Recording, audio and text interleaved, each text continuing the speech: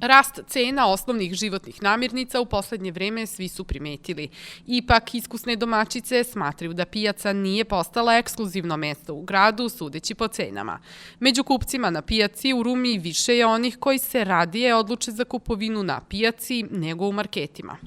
Cene su tu i tamo, a čovjek mora da živi da kupuje, jer ne može drugačije. A lepše na našoj pijaci rumskoj, tu je sveže, tu je dobro nego u marketima. Ja volim na pijaci da kupujem, pošto ja imam mogućnost da to sve platim. Ja sam živjela u inostranstvu, imam stranu penziju, meni je to okej.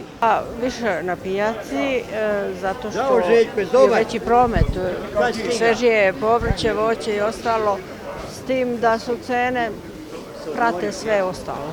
Ne možeš reći da je, ako je poskupilo u marketu, nešto i tu je sigurno. Milan Stojaković na rumskoj pijaci radi 25 godina. On kaže da prodaja ide dobro i da se kupci uglavnom ne žale na cene. Ovih dana, prema njegovim rečima, najviše se kupuje mladi luk po ceni od 50 dinara po vezici i zelena salata po ceni od takođe 50 dinara. Jedino što je poskupio luk, domaći pogačar luk, ošlo je nešto 20-30 dinara, otišlo je gore. Ali to je vjerovatno nije bio uvoz, onaj holandski isto, da li su naša uvezla. Što se tiče cijene, što se tiče voća i povrća, mi moramo biti predzadovoljni što se tiče rumske pijace. Iz Udruženja potrošača Vojvodine ističu da je najveći skok cena zabeležen upravo u oblasti osnovnih životnih namirnica.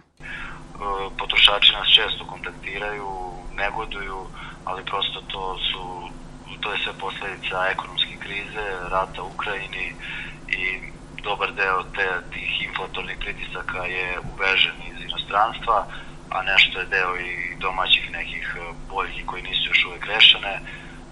Generalno, savjet potrošačima je da prilikom kupovine budu obazrivi, da prate akcijske cene. Savet potrošačima je da budu obazrivi tokom kupovine i da prate akcijske cene, a prema predviđanjima ekonomskih analitičara do leta se očekuje stabilizacija u zavisnosti od poljoprivredne proizvodnje.